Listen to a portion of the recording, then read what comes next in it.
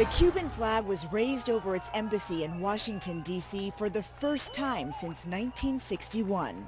After 54 years, we are reestablishing diplomatic relations between Cuba and the United States of America and reopening diplomatic permanent missions in Washington and in Havana.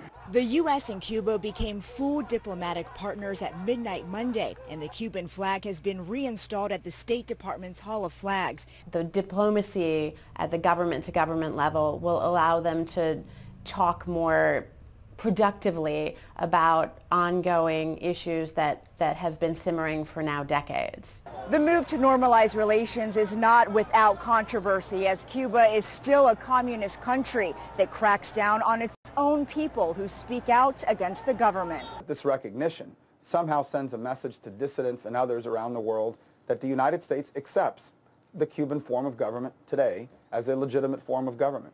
At least one protester was detained during the ceremony. One thing that won't change, at least not yet, are the trade embargoes and travel limitations for Americans visiting Cuba. Those were put in place by Congress and can only be lifted by Congress.